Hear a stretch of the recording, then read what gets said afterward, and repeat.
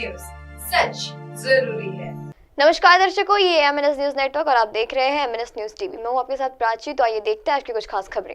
एक नजर डालते हैं आज की हेडलाइंस की ओर।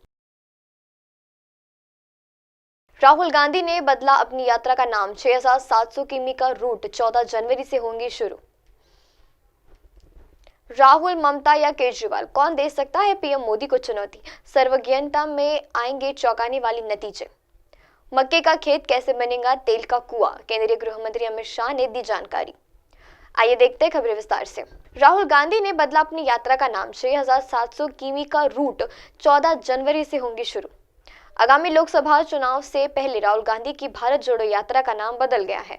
अब यात्रा का नाम भारत जोड़ो या न्याय यात्रा होगा।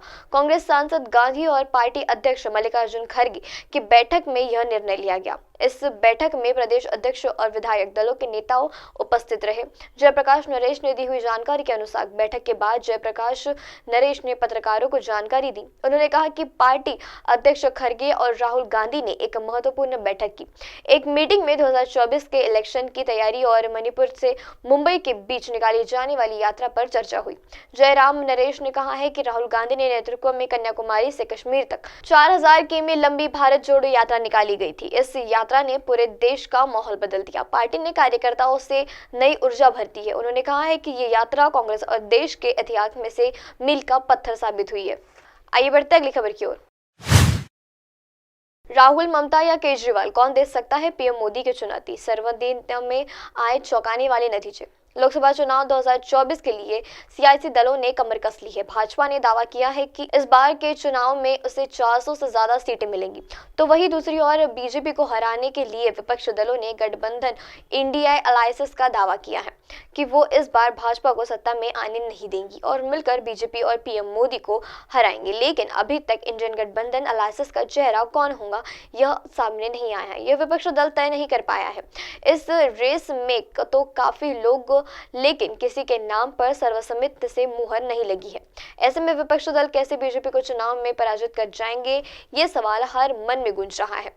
अभी तक कुछ तय हुए विपक्ष दल यानी कि कांग्रेस जहां राहुल गांधी के आगे कुछ सोच नहीं सकती, तो वही इंडियन गठबंधन के चेहरे बनने वालों के लिस्ट में बिहार के सीएम नीतीश कुमार, बंगाल की मुख्यमंत्री ममता बनर्जी और दिल्ली के सीएम अरविंद केजरीवाल का नाम भी प्रमुखता से लिया जा रहा है। लेकिन अब तक कुछ भी तय नहीं हो पाया है। यानी देश की 34% जनता को लगता है कि कांग्रेस नेता राहुल गांधी ही पीएम नरेंद्र मोदी जी को चुनौती दे सकते हैं और इसी वजह से इंडियन गठबंधन का चेहरा बनना चाहिए।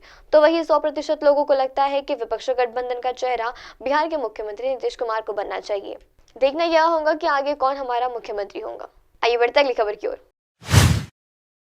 मक्के का खेत कैसे बनेगा तेल का कुआं, केंद्रीय मंत्री अमित शाह ने दी जानकारी।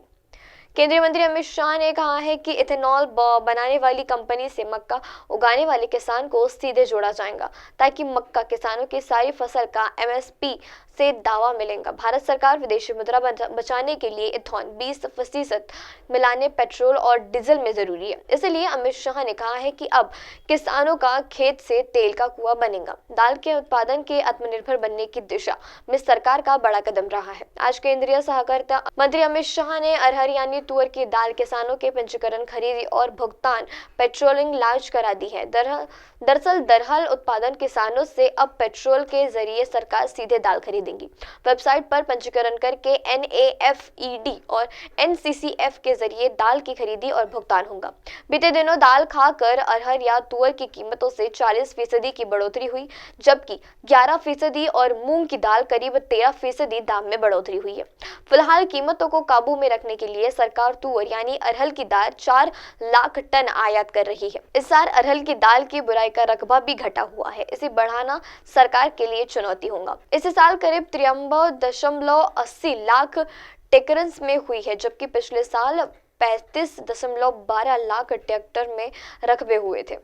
देश भर के दलहन उत्पादन को बढ़ावा देने के लिए देश भर के किसानों को दिल्ली बुलाया गया है। करीब 11:30 बजे अमित शाह पेट्रोल को लॉन्च करेंगे और किसानों को संबोधित करेंगे। अब आप हमारे न्यूज चैनल को अपने मोबाइल ऐप पर भी देख सकते हैं। मोबाइल ऐप पर देखने के लिए प्ले स्टोर से MNS news TV app download करें। इंस्टा, हाइक, ट्विटर और कुक, फेसबुक जैसे कई सोशल मीडिया प्लेटफॉर्म पर हमारा चैनल उपलब्ध है। आप इसे यूट्यूब पर भी देख सकते हैं। आप इसे यूट्यूब लाइव भी देख सकते हैं www.mnsnewstv.com पर। अब वक्त तो चला है दर्शकों ब्रेक का। ब्रेक से लौटने के बाद देखते रहिएगा देश और दुनिया की तमाम बड़ी खबरें। बने रहिए एमएनएस न्यूज टीवी पर। नमस्कार।